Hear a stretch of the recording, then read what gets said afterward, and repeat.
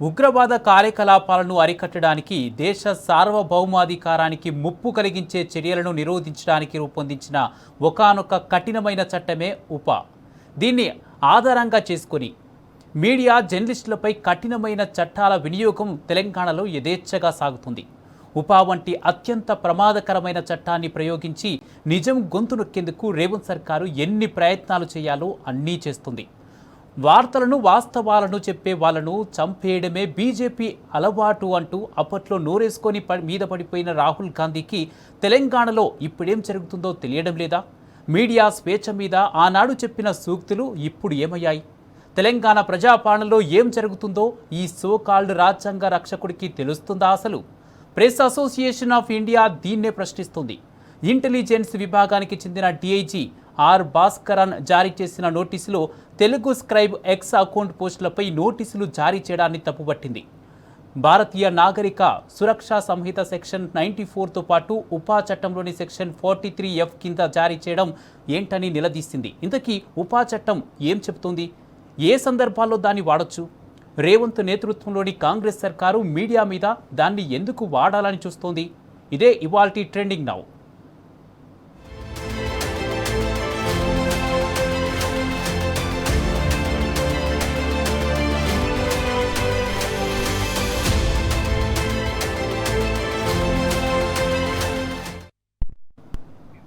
Telugu scribe X హ్యాండిల్పై UAPA చట్టం వాడటంపై ప్రెస్ అసోసియేషన్ తీవ్ర ఆందోళన వ్యక్తం చేసింది.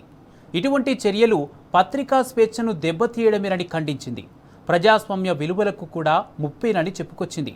రేవంత్ అధికారంలోకి వచ్చిన 27 నెలల్లో సోషల్ మీడియా పోస్టుల కారణంగా జర్నలిస్టులు, కార్యకర్తలు, మీడియా సంస్థలపై 250 కేసులు నమోదయ్యాయని ఆవేదన వ్యక్తం చేసింది.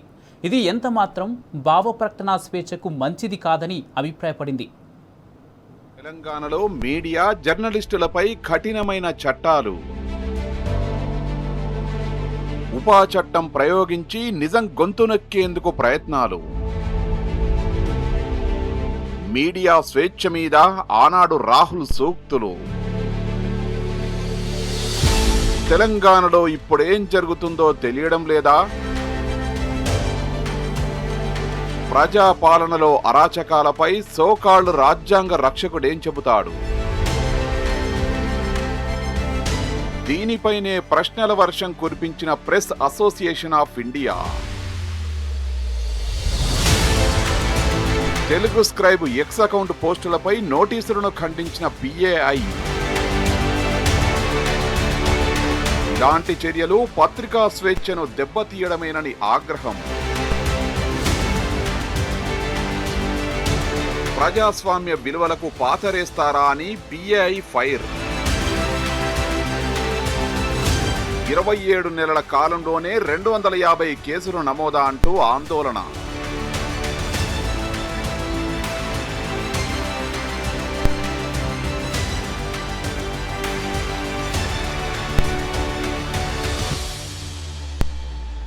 సోషల్ మీడియా దుర్వినియోగం కేసులు ఉంటే అవి భారతీయ న్యాయ సంహిత లేదా ఐటీ చట్టం కింద విచారణ చేయాలని తెలంగాణ హైకోర్టు గతంలో సూచించింది.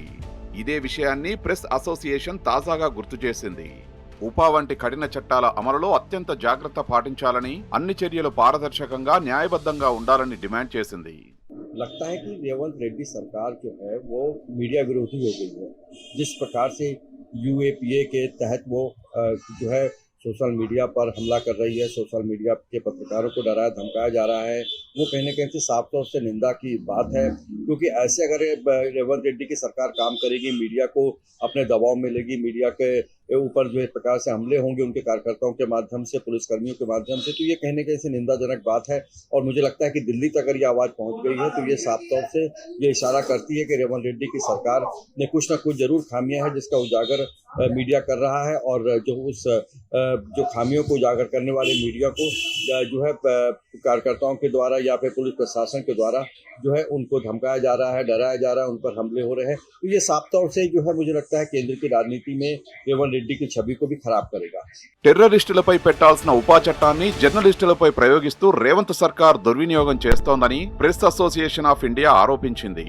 రహస్య కార్యకలాపాలు నిర్వహించే కౌంటర్ ఇంటెలిజెన్స్ తో పాటు పోలీసులు ప్రభుత్వ సంస్థలను రాజకీయ ప్రయోజనాల కోసం వినియోగిస్తున్నదని నిప్పులు చెరిగింది.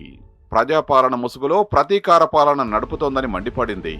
ప్రభుత్వ అక్రమాలను ఆధారాలతో బట్టబయలు చేస్తున్న తెలుగు స్క్రైబ్పై ఉపా చట్టం కింద కేసు పెట్టి గొంతు నొక్కేందుకు యత్నిస్తుందని విమర్శించింది. దాదాపు 300 సంవత్సరాల క్రితం ఫ్రాన్స్లో ఒక చక్రవర్తి ఉండేవాడు. అతని పేరు లూయి ద 14th. అతను అనేవాడు లేతా సేత్ moi. అది ఒక ఫ్రెంచ్ సెంటెన్సు. దాని అర్థం ఇంగ్లీష్లో ఐ యామ్ ద స్టేట్. అంటే ప్రభుత్వం అంటే నేనే, రాష్ట్రము దేశం అంటే నేనే. దాని తర్వాత అతనికి ఏమైందో మన అందరికీ తెలుసు. తెలంగాణ అంటే రాష్ట్రంలో తెలంగాణ పోలీస్ వాళ్ళు 200 కేసులు సోషల్ మీడియా కంటెంట్ రైటర్స్ మీద కేసు వేశారు. తర్వాత ఎక్స్ను ట్విట్టర్, ఫార్మర్లీ ట్విట్టర్, దాన్ని ఆ కంటెంట్ను తీసేయాలని చేస్తున్నారు. తర్వాత ఒక కంటెంట్ క్రియేటర్కి వ్యతిరేకంగా 80 కేసులు చేశారు. అది చాలా దురదృష్టకరము. మన రాజ్యాంగం పత్రికా విలేకరులకు, జర్నలిస్ట్కి ఫ్రీడమ్ ఆఫ్ ద ప్రెస్ అని ఒక రైట్ ఇస్తుంది. దాని ప్రకారం ప్రభుత్వాన్ని కూడాను వాళ్ళు ఏదైనా తప్పులు చేస్తే, వాళ్ళు చేసిన పాలసీలు సరిగా లేకపోతే వాటిని గురించి క్రిటిసైజ్ చేసే అధికారం ఉన్నది జర్నలిస్టులకి. ఇది ప్రెస్ అసోసియేషన్ ఆఫ్ ఇండియా ఆరోపణే కాదు, జర్నలిస్టు లోకం సంఘటితం అవ్వాల్సిన సందర్భం. రేవంత్ సర్కారు దురాగతాలను ఎదుర్కోకుంటే తెలుగు స్క్రైబ్ కు ఎదురైన పరిస్థితే భవిష్యత్తులో ప్రశ్నించే వారందరికీ ఎదురయ్యే ప్రమాదం లేకపోలేదు. తెలంగాణ ప్రజలకు వాస్తవాలు తెలియజేస్తున్న popular social media handle Telugu scribe పై సర్కారు కక్ష సాధింపు చర్యలు అన్యాయం. సదరు మీడియా హ్యాండిల్ ఇతరుల పరువుకు నష్టం కలిగిస్తున్నదని, కుల మత కల్లోలాలు రెచ్చగొట్టేలా వ్యవహరిస్తున్నదని, అశాంతిని సృష్టిస్తూ తెలంగాణ ప్రజలకు వ్యతిరేకంగా పనిచేస్తున్నదంటూ కేసులు నమోదు చేయడం దారుణం. ఇది మామూలు నోటీస్ కాదు.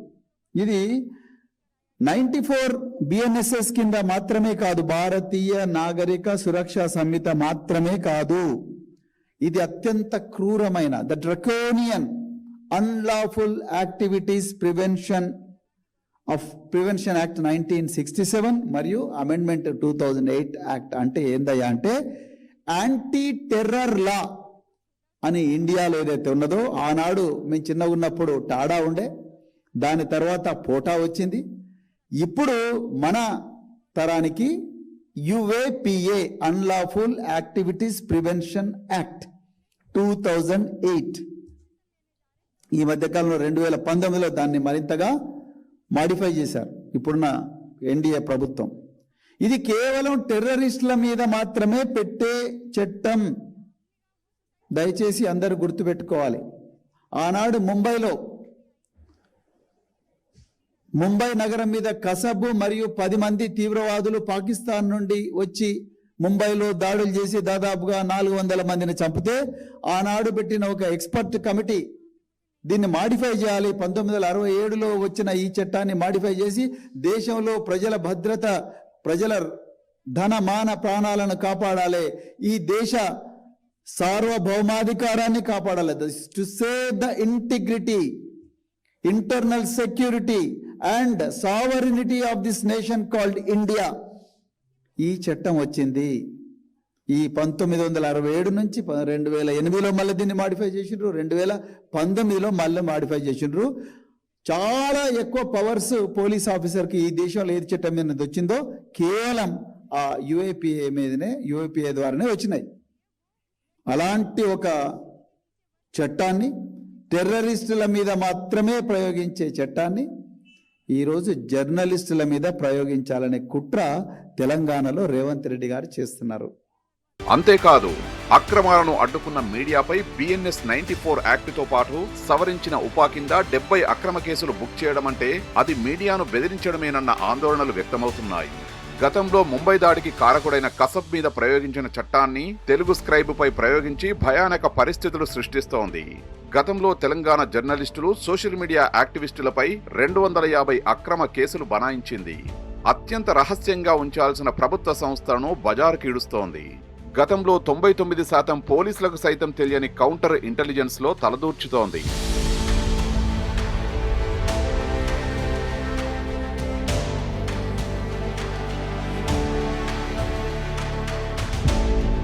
మీడియా స్వేచ్ఛను హరించడమంటే ప్రజాస్వామ్యాన్ని ఖూనీ చేయడమే. అప్రకటిత ఎమర్జెన్సీని అమలు చేస్తూ మీడియా మీద, పౌర సంస్థల మీద ఉక్కుపాదం మోపేందుకు రేవంత్ సర్కార్ సాహసిస్తోంది. అందులో భాగంగానే తెలుగు స్క్రైబ్ ఎక్స్ హ్యాండిల్ మీద పోలీసులు ప్రవర్తిస్తున్న తీరు దిగ్భ్రాంతికి గురి చేస్తోంది. కఠినమైన ఉపా చట్టం కింద కేసులు నమోదు చేయడం దారుణాతి దారుణం. సరైన ఆధారాలు చెప్పకుండా జర్నలిస్టుల ప్రాథమిక హక్కులకు భంగం కలిగించడం ఏంటసలు?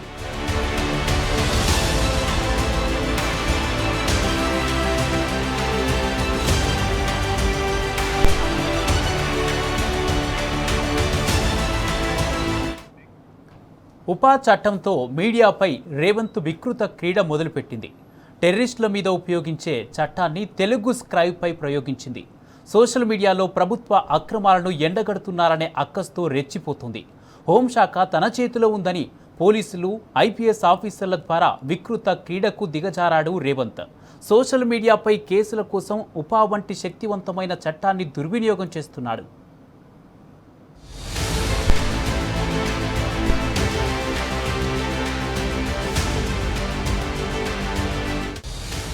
తెలంగాణ సీఎం రేవంత్ నిజాలు బయటకొస్తే తట్టుకోలేరా? ఫ్రస్ట్రేషన్లో ఊగిపోతూ ఉపా చట్టాన్ని ప్రయోగించింది అందుకేనా? రేవంత్ రెడ్డి నిజాలు రాస్తే ఉలికిపాటు. అందుకే ఇప్పటికే తెలుగు స్క్రైబ్పై 70 రకాల కేసులు పెట్టించాడు. అంతేనా, SC ST act, IT act లాంటివి కూడా బనాయించాడు. అయినా తెలుగు స్క్రైబ్ సోషల్ మీడియా సంస్థ అదరలేదు, బెదరలేదు.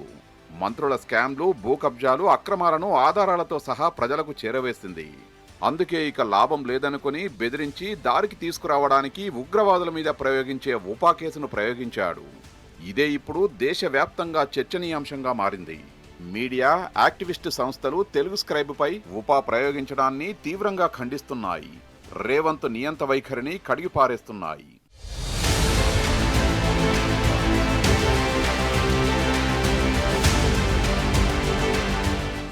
ప్రభుత్వాన్ని ప్రశ్నిస్తున్న గొంతులంటే వణికిపోతున్న రేవంత్ తెలుగు స్క్రైబ్ను లక్ష్యంగా చేసుకోవడానికి చాలానే కారణాలున్నాయి.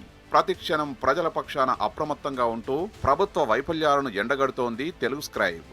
అధికారుల అవినీతిని ప్రశ్నిస్తోంది, ప్రజల సమస్యల్ని బయటపెడుతోంది. అందుకే ఇంతటి కక్ష. ప్రభుత్వ లోపాలను ప్రశ్నిస్తున్నందుకు ఏకంగా రాజద్రోహం కేసు పెట్టించాడు రేవంత్. ఉపా చట్టం అనేది ఒక దుర్మార్గమైన చట్టం. ఈ చట్టం ద్వారా స్వేచ్ఛగా మాట్లాడే అవకాశం కోల్పోతారు. అందుకే ఇలాంటి చట్టాన్ని ఉపయోగించి ప్రజా సమస్యలను వెలుగులోకి తెచ్చే మీడియా వ్యవస్థలను తన గుప్పిట్లో ఉంచుకోవాలని చూస్తున్నాడని జర్నలిస్టు సంఘాలు ఆగ్రహం వ్యక్తం చేస్తున్నాయి.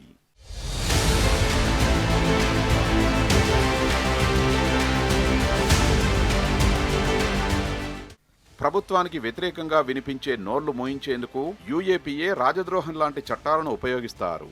ఈ చట్టాల కింద ఎక్కువ కేసులు నమోదైన రాష్ట్రాల్లో బీహార్, ఉత్తరప్రదేశ్, కర్ణాటక, జార్ఖండ్ ఉండగా తాజాగా తెలంగాణ కూడా ఆ జాబితాలో చేరడం ఆందోళనకరమంటున్నాయి పాత్రికేయ సంఘాలు. అధికారంలోకి వచ్చిన 2.5 ఏళ్లలోనే ప్రజా వ్యతిరేకత అంతకంతకు పెరిగిపోతుండటంతో తట్టుకోలేక మతిభ్రమించిన ముఖ్యమంత్రి పోలీసు వ్యవస్థను ఎంతలా వాడుకుంటున్నాడో చెప్పడానికి తెలుగు స్క్రైబ్ అనే సోషల్ మీడియా ఎక్స్ హ్యాండిల్ మీద ఉపా చట్టాన్ని వాడిన తాజా ఘటనే ప్రత్యక్ష ఉదాహరణ.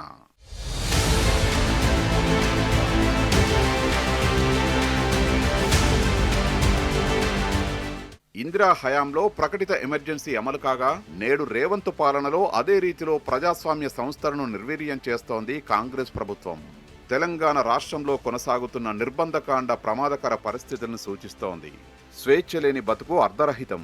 దాన్ని కాపాడాల్సిన ప్రభుత్వం అందుకు విరుద్ధంగా వ్యవహరించడం దురదృష్టకరం.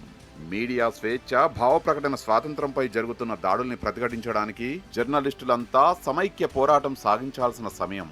అందుకే జర్నలిస్టుల సంఘాలు ఏకమవుతున్నాయి. రేవంత్ దమన నీతిని, దౌర్జన్యకాండను నిరసిస్తున్నాయి. ప్రెస్ అసోసియేషన్ ఆఫ్ ఇండియా అందుకే ఓ అడుగు ముందుకేసింది.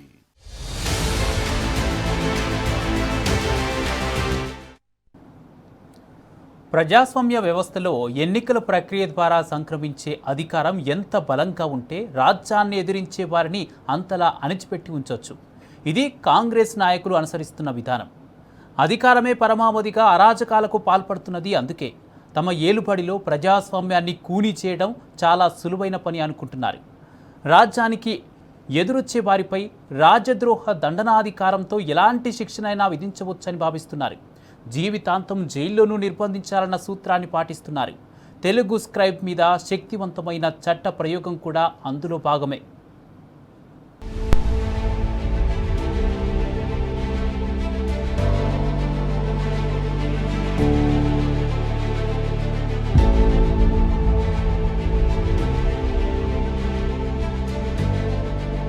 ఉపా చట్టం రేవంత్ చేతిలో పాశు పతాస్త్రంలా మారింది. తెలుగు స్క్రైబ్ అనే సోషల్ మీడియా ఎక్స్ హ్యాండిల్ మీద అన్లాఫుల్ యాక్టివిటీస్ ప్రివెన్షన్ యాక్ట్ పెట్టడం ప్రజాస్వామ్యవాదులను ఒక్కసారిగా ఉలిక్కిపాటుకు గురిచేసింది. రాష్ట్రమంతటా కలకలం రేకెత్తించింది.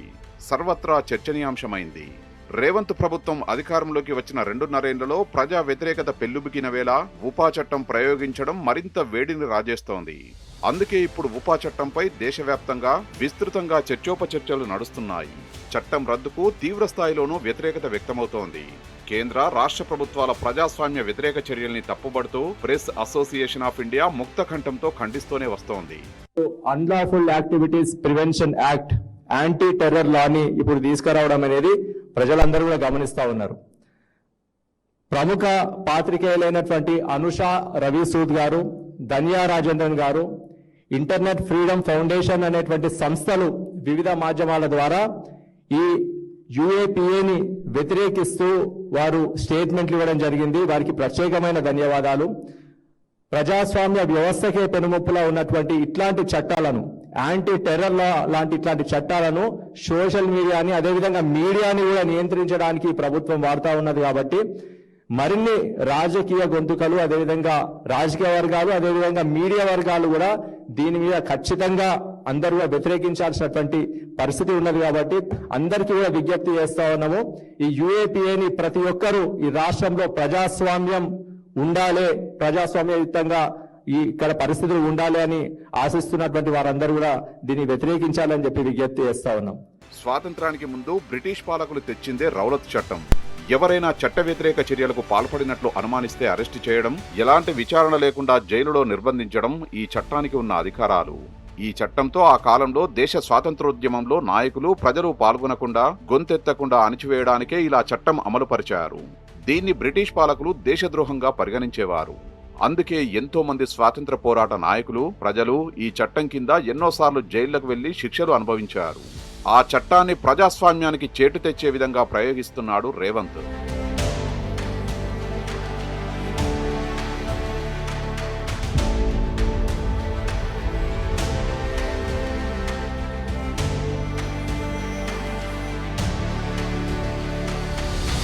ప్రభుత్వాలను ప్రశ్నిస్తున్న వారిని అరెస్టులు చేయించేలా, జైళ్లలో మగ్గబెట్టి దేశద్రోహులుగాను ముద్ర వేసేలా ప్రయత్నాలు చేస్తున్నాడు.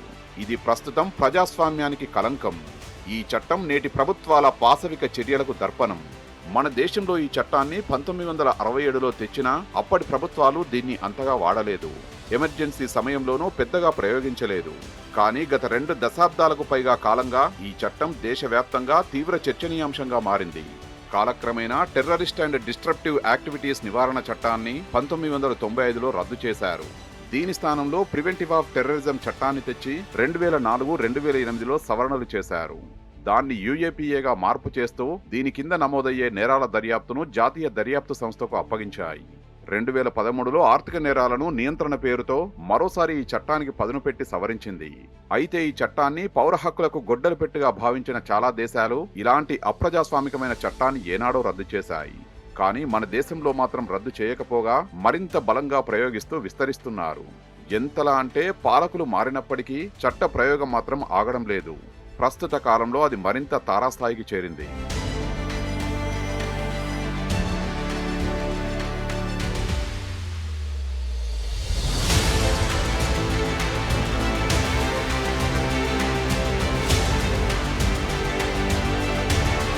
ఉపా చట్టం కింద కేసులు పెట్టే అధికారం కేంద్ర, రాష్ట్ర ప్రభుత్వాలకు ఉంది. ప్రభుత్వానికి వ్యతిరేకంగా గలం వినిపించే వారి నోర్లు మోయించేందుకు ఈ చట్టాన్ని ఉపయోగిస్తున్నారనే విమర్శలు దేశవ్యాప్తంగా వినిపిస్తున్నాయి. అందుకే ఈ చట్టం కింద ఆరోపణలు ఎదుర్కొని జైళ్ల పాలైన వారు పెరుగుతున్నారు, కానీ విచారణలో మాత్రం 90% కేసులు వీగిపోతున్నాయి. ఇంతటి దుర్మార్గమైన చట్టాన్ని పాలకులు ఎందుకు రద్దు చేయడానికి చర్యలు తీసుకోవడం లేదో అర్థం కావడం లేదు. ప్రస్తుతం ప్రభుత్వాల్ని ప్రశ్నించేవారు, పేదల పక్షాన మానవ హక్కుల పరిరక్షకులు ఇలాంటి నిర్బంధాలు ఎక్కువగా ఎదుర్కొంటున్నారు. రాజ్యాన్ని ప్రశ్నించే వారిపై ఉపాను పాశుపతాస్త్రంగా వాడుతుండడం నిష్ఠూర సత్యమే.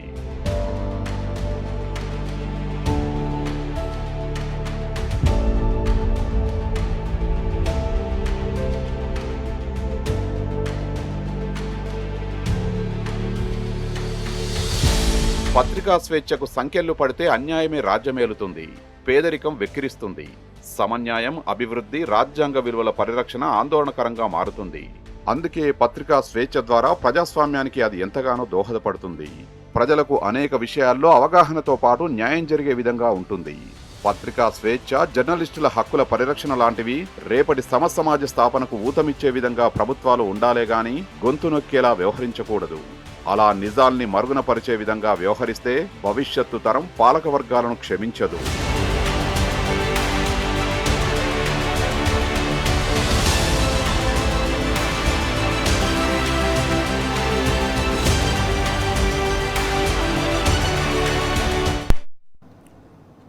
తెలంగాణలో అనుమూల రాజ్యాంగం అమలు చేస్తున్న రేవంత్ పత్రికా స్వేచ్ఛకు సంకెళ్లు వేసే నీచ ప్రయత్నం మొదలుపెట్టాడు. ప్రభుత్వ వైఫల్యాలు, అక్రమాలు, అరాచకాలను ప్రశ్నిస్తున్న మీడియా సంస్థల గొంతు నొక్కాలని కుట్ర చేస్తున్నాడు. ఒక వ్యూహం ప్రకారం లేని వివాదాన్ని సృష్టించడంతో పాటు అక్రమ కేసులు బనాయించి తెలుగు స్క్రైబ్ నిర్వాహకులను భయభ్రాంతులకు గురి చేస్తున్నాడు. రాష్ట్రంలో భయానక వాతావరణం సృష్టిస్తున్నాడు. ఈ దుశ్చర్యను తీవ్రంగా ఖండించాల్సిన సందర్భం ఇది. అంబేద్కర్ ఇచ్చిన రాజ్యాంగ హక్కు, పత్రికా స్వేచ్ఛ, జీవించే హక్కులను హరిస్తున్న ప్రభుత్వాన్ని నిలదీయాల్సిన సమయం ఇది. తప్పుడు సమాచారాన్ని ప్రసారం చేస్తే అది ఎవరికైనా పరువు నష్టం కలిగిస్తే చర్యలు తీసుకోవచ్చు. కానీ పేదవాడి గొంతుకై, నాణానికి రెండో వైపు ప్రజల పక్షాన నిలబడే మీడియాపై దాడులు చేయడం పత్రికా స్వేచ్ఛకు భంగం కలిగించడమే. అరాజకానికి పరమ పరాకాష్ట. ఇది ఇవాల్టి ట్రెండింగ్ నౌ. నమస్తే.